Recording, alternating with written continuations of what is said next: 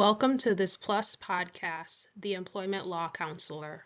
Before we get started, we'd like to remind everyone that the information and opinions expressed by our speakers today are their own and do not necessarily represent the views of their employers or of Plus.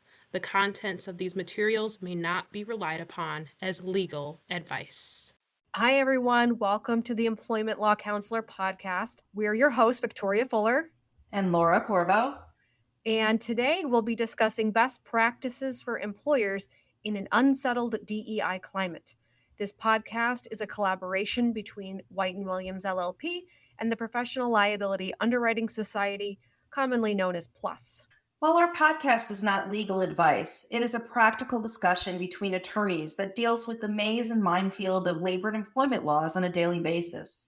If you like what you hear, please give us a 5-star review and subscribe so you never have to miss an episode. Today, we are joined by one of our colleagues here at White & Williams, Marlena Ellis, who is an employment lawyer practicing at our firm's Philadelphia office. How are you doing today, Marlena? I'm doing great, Laura. Thanks for asking. I'm really excited for today's subject. I am too. Why don't we just jump into it? So on January 20th and 21st, President Trump signed 2 executive orders ending federal DEI programs and, amongst other things, encouraged private sector employers to end what it called illegal DEI discrimination and preferences. So, as we said earlier today, we'll be discussing the implications of those executive orders on employers and offer some best practices that employers should implement right now to manage these legal risks while still attracting and retaining high-quality employees. So, Vicky and Marlena, DEI is really a hot topic, right? It's a buzzword and a catchphrase that we've heard a lot about lately, and it's kind of been a topic that's been the headlines around various news organizations and media platforms. But Marlena, I think it probably makes sense for us to start off by just explaining, what DEI is. Sure, Laura. First, DEI is not necessarily a legal term. As you mentioned, it is a buzzword and a catchphrase that has been in the media, and it generally refers to frameworks designed to remove barriers to access and advancement opportunities for all employees. And DEI, it stands for diversity, equity, and inclusion. And to break those down individually, diversity refers to the advancement of employees from a variety of underrepresented communities, including race, gender, culture, disability status, age, sexual orientation, and socioeconomic status, among others. Equity, on the other hand, is the practice of ensuring that employment practices are fairly and objectively implemented. Equity is, in a way, the exact opposite of disparate treatment. As we will talk about, equity is probably the most important of these 3 pillars for risk management. Inclusion involves creating a work environment that is respectful and supportive, such that employees from every background can feel a sense of belonging. Fostering inclusion is important to employers because it is vital to employee retention. That's a really great description for us, Marlena. And Vicky, while DEI does not necessarily have a legal definition, don't we have a Supreme Court case that addressed DEI in the education context? Yes, Laura, you're right. Last year, the Supreme Court issued its landmark decisions in Students for Fair Admissions. It was actually 2 cases. One was brought against Harvard, the other one was brought against UNC. But the Supreme Court held that race-conscious admission policies failed the strict scrutiny test, which means that it violated the Equal Protection Clause of the 14th Amendment, not constitutional. Also held that it violated Title VI of the Civil Rights Act of 1964, which applies to private institutions that receive federal funding. As a result of that ruling, these institutions of higher education were no longer permitted to broadly consider race or other protected categories in an effort to diversify the school's student body. Now, one thing that I want to emphasize here is that the SFFA Supreme Court decision was not the beginning of the anti-DEI/reverse discrimination movement that we're seeing now. In fact, this is something that has been building for a couple of years. I just want to give a couple of examples to kind of set the table for our discussion today. So, this is one example. There's a case out of the Western District of North Carolina. It was called Duval versus Novant Health. There, a white male senior vice president of marketing and communications had sued his former employer, alleging that the nonprofit medical network fired him and 7 other white male executives as part of its diversity initiative. When the employee was terminated, he was then replaced by 2 women, 1 white, 1 black. The company defended its decision on the grounds that the employee was terminated for performance reasons and that the other males were not true comparators because they were from different departments and leadership levels. At trial, the employee introduced evidence that his race and sex were a partial motivating factor in the discharge decision. His evidence centered around an alleged pattern of white males being terminated from employment and the specifics of the employer's DEI program, including the fact that the employer's DEI counsel had determined that year that the employer was failing to meet its diversity targets, and we'll talk about that in a minute, specifically within leadership. The former employee was also able to present evidence of a pattern of termination of white males and the subsequent promotion of diverse leadership employees in their stead. So after a 7-day trial, the jury returned a verdict for that former employee and awarded $10 million in punitive damages. So that case actually predates the SFFA decision, but I really like this case. Not that I like this case, but it really is a great example of the concerns driving the anti-DEI movement. Instead of seeking to increase the proportion of diverse employees within leadership, the program ran afoul of pre-existing state and federal discrimination laws because it ended up leading to reverse discrimination. It was out with white males, in with diverse candidates, without looking beyond that to the merits. So now let's move forward in time. The court issues the SFFA decision. The media world explodes. It was widely anticipated that the implications of SFFA would be extended to the employment context. Everyone was talking about it. Shortly after the SFFA comes down, we end up now in this letter battle between different attorneys generals from different states. So mid-July 2023, there are 13 Republican attorney generals writing to Fortune 100 CEOs to, quote unquote, remind them of their obligation as employers under federal and state law to refrain from discriminating on the basis of race, whether under the label of DEI or otherwise.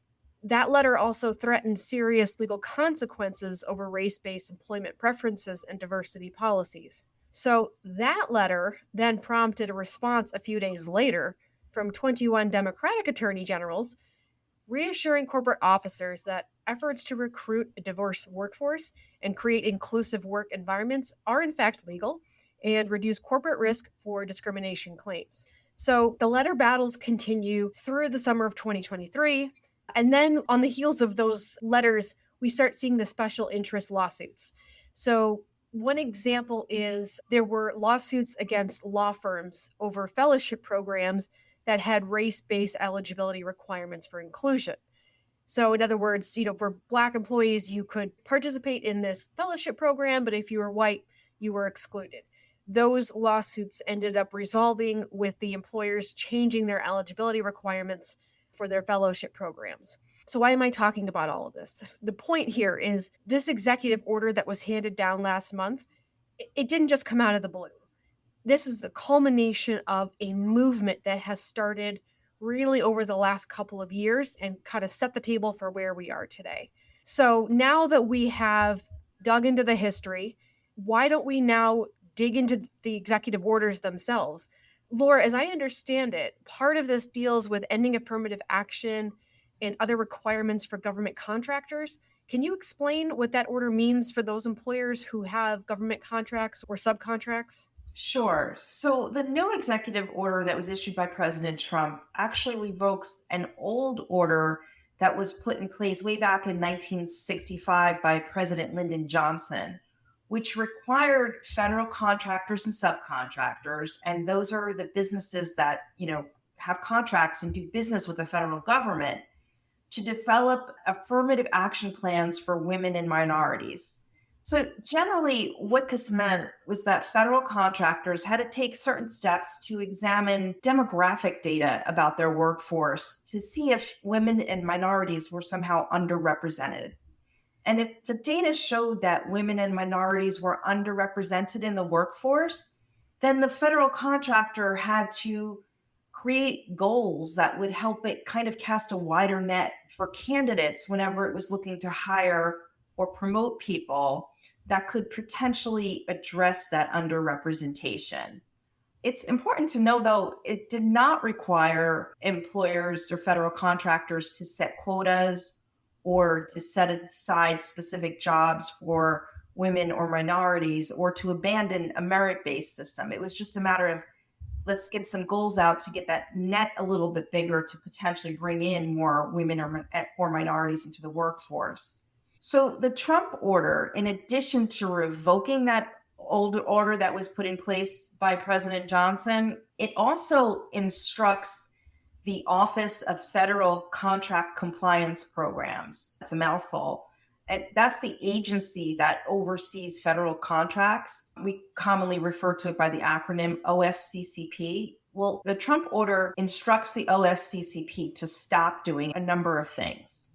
It instructs it to stop promoting diversity, to stop holding federal contractors and subcontractors responsible for taking affirmative action, and to stop allowing or encouraging federal contractors and subcontractors to engage in workforce balancing based on race or sex or gender, religion, national origin, and the like. The new Trump order also instructs federal agencies to require that the companies that they contract with certify that they are not operating illegal DEI, right? So basically, the order says they must certify that they do not operate programs that promote DEI that violate any federal discrimination law. And then a White House fact sheet that came out, kind of right after the order was issued says that what this means is that it requires simple and unmistakable affirmation that the contractor, quote, will not engage in illegal discrimination, including illegal DEI. And we'll get to the illegal DEI part in a second. So generally, this order takes effect 90 days from when it was issued, which is April 21st. It does not impact obligations of federal contractors when it comes to other protected classes for veterans and individuals with disabilities. Those affirmative action plans for veterans and disabilities are statutory, so they can't be overturned by executive order. And that's what it does in a nutshell, Vicki. That's a lot. So help me understand, what does this mean for federal contractors and the affirmative action plans they may have in place right now for women and minorities? Yeah, well, first, it means that as of April 21st, they no longer have to have those affirmative action plans in place. And it also means that the OFCCP is not going to enforce that requirement. In fact, a couple of days after the order was issued, the acting Secretary of Labor issued an order directing OFCCP employees to actually stop their investigations and enforcement activities and essentially close out their files on review and enforcement. Okay, so what about federal contractors, even though it's no longer required? What about those contractors who choose to keep affirmative action plans in place?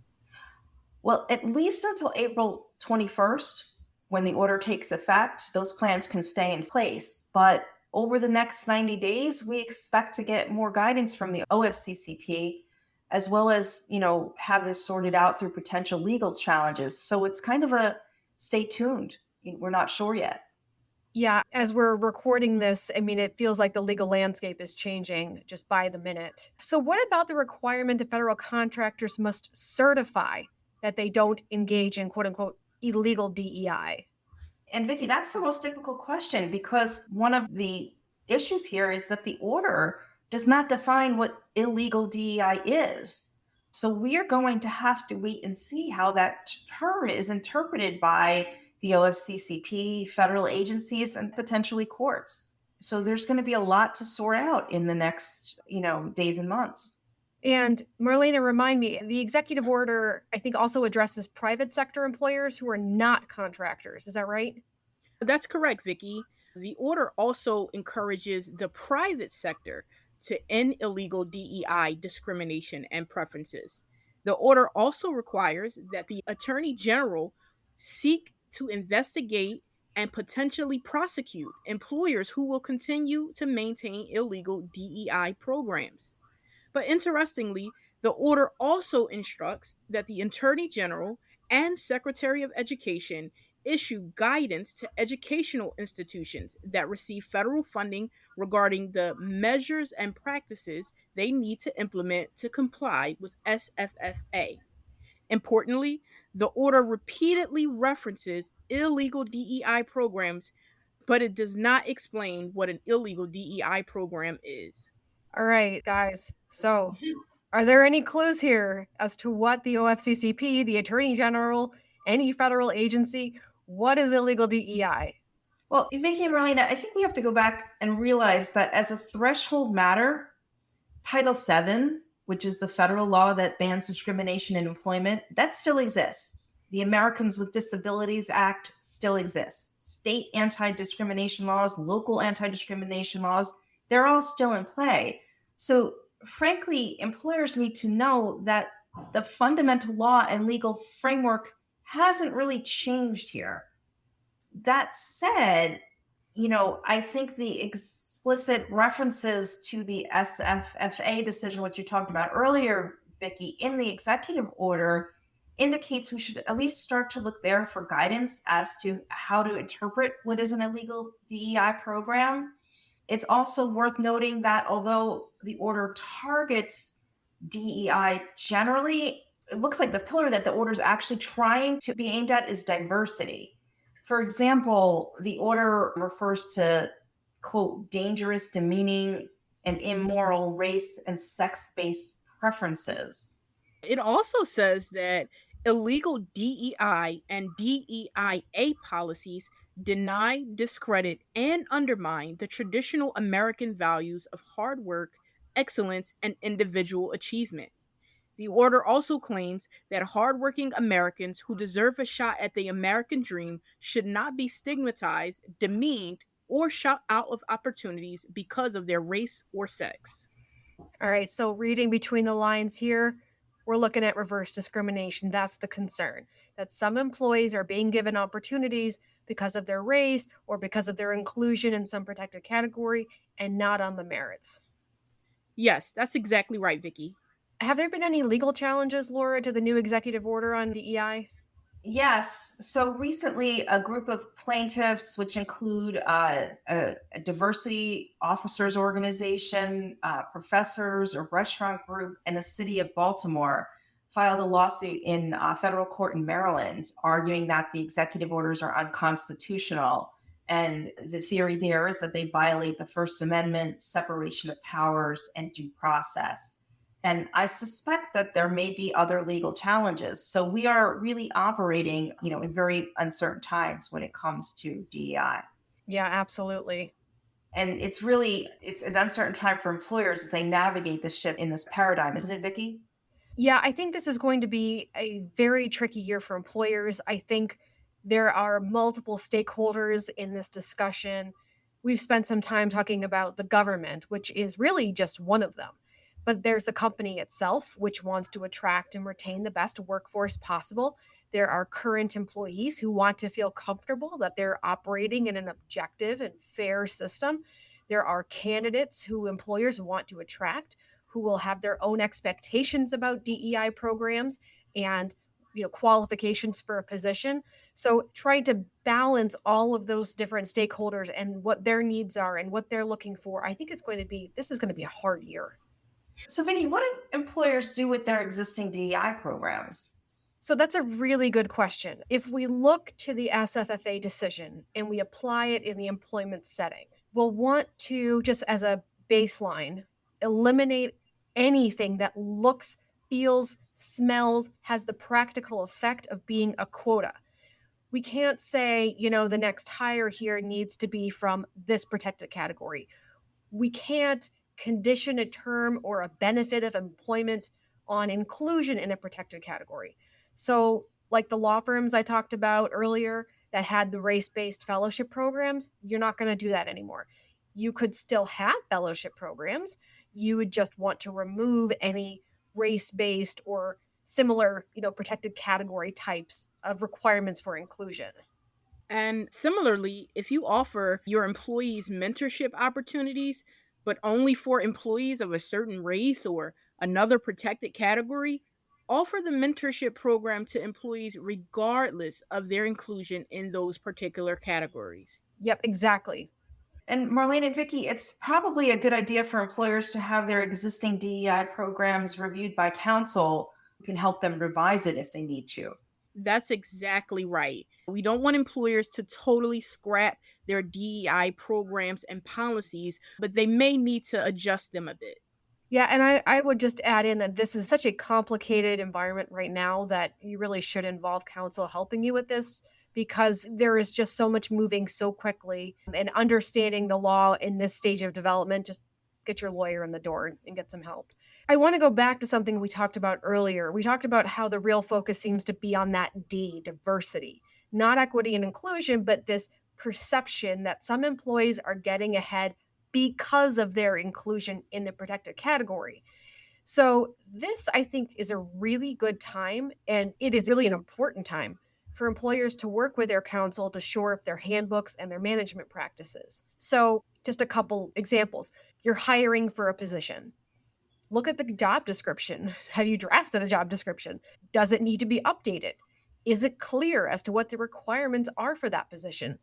When you're posting for it, make sure that the post aligns with the job description.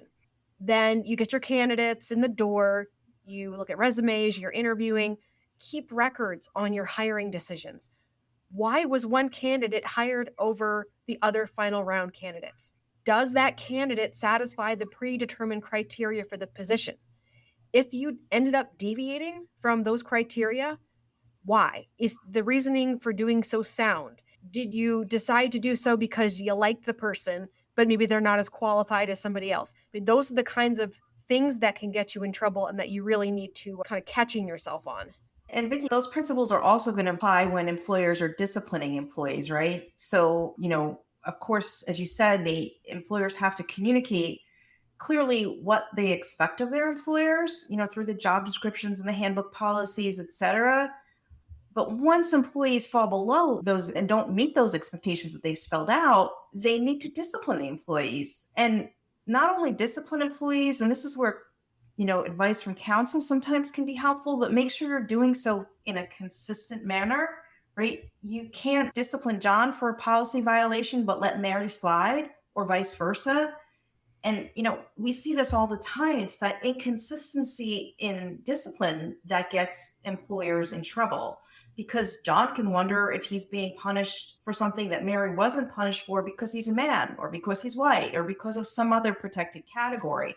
And then if John sues for discrimination, the burden's going to be back on the employer to show that the reason they disciplined John and not Mary was not because of some discriminatory animus, but because of some concrete business related reason.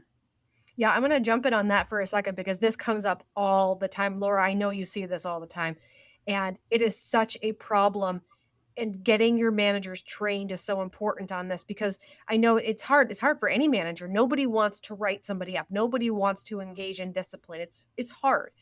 But if we don't do it in a consistent manner, this is how we end up with these problems. Why did one person get disciplined versus another person? The manager didn't want to hurt somebody's feelings is not a good answer. So we have to work on that. We have to get our managers to be consistent about it. Vicky and Laura, that's exactly correct. And let's not forget the fundamentals. It's all about the documentation. Yep. Document, document, document. Employers can't afford for managers to be inconsistent about this. They need to document why they hired one employee over another. They need to document why they promoted one employee over another. They need to document why they disciplined one employee over another. They need to document why they terminated one employee over another. And all managers need to be trained to consistently document employee decisions every single time. And Marlena, to that point, that documentation needs to reference neutral job related criteria that was used in each hiring, promotion, discipline, termination, what have you, so that a court, the EEOC, whoever's looking at this in the future can say, hey, this was made for a legitimate reason, not because the employee is male or white or a minority or a woman. It was made because the employee was doing a bad job. And it's there and it's neutral and it's spelled out clearly. And just that is, we see this all the time as employment lawyers. That documentation and that the way the documentation is done, can make or break an employment case. That's exactly right. And that's what we're talking about here. This is the key to risk management, getting this documentation in and making it easy to get it in. You know what can really facilitate your managers to doing their documentation is having a good HR program where they can easily input contemporaneous notes. I have found that to be just an absolute gold mine when, defending a case. If they've been good about inputting their notes, it's got a timestamp on it. We know it was contemporaneously entered, so you don't have to worry about memory issues. So I love those programs because it just makes everything that much easier. And all of these management practices that we're discussing actually strengthen equity because it provides the foundation for fairness throughout the entire employment system. 100% agree. Actually, 1000% agree. We don't want to throw out equity. As we're talking about, do we have to change our DEI? We do not want to get rid of equity because that is your risk management, this feeling of fairness, the feeling that everybody's playing by the same rules. And Vicki and Marlena, we also should discuss the last pillar, which is inclusion. It goes without saying that most employers want their employees to feel like they belong to their company. That sense of inclusion is often what motivates an employee, to stay with the company and to do their best work for the company. So employers should think about how to structure these kind of communities of belongings for their employees, right? Employers are going to have to find a balancing act to make sure that employees are not excluded from a community of belonging, but they're also at the same time they're not compelled to join one, right? Instead, you have to have that option available to the employees and let the employees kind of become a source of strength for each other. That's really the great way to continue to build that foundation for inclusion. I totally agree. And the other piece we should discuss when it comes to risk management is insurance. In this current environment, all employers should have employment practices liability insurance with adequate limits. Completely agree, Marlena. You should absolutely go talk to your broker. Make sure you've got adequate limits. You do not want to get caught in this environment without insurance. Claims are expensive. It can easily get up into the several $100,000s to defend a claim. And if you lose and you have a statute where you have to pay attorney's fees, now you're looking at a couple $100,000 of the plaintiff's attorney's fees. So please make sure that you have coverage on that. I also just want to mention many EPL policies now, they also will have a defense sublimit for wage and hour claims. Those types of claims typically are not covered for indemnification, but you want that defense sublimit for that reason, because otherwise you could be paying hundreds of thousands of dollars out of pocket on defense. The other issue is discrimination claims sometimes have a wage and hour claim paired with it. Sometimes it's in the form of a pay discrimination or pay equity claim. So it's a very good practice to get this coverage and make sure you have it in your policy. So, Vicki and Marlena, I think as we've emphasized today, this is going to be a tough year for employers, right? And employers who find themselves in a position where they are sued need to think about, how to handle that and whether they're going to be a test case in this kind of anti DEI movement that we find ourselves in. And, in those circumstances, I think employers are going to have to critically evaluate, does it make the best business sense to kind of resolve this case and resolve it early, as opposed to being in a situation where you're expending legal fees in an area where the law's, going to be very uncertain, at least for the time being. So, when it comes to diversity, equity, and inclusions, employers are going to have a lot to sort through in the coming months and days. But I do think that good old fashioned best management practices, like what we've discussed here today, are really the starting point to balancing risk management while also attracting and retaining your workforce.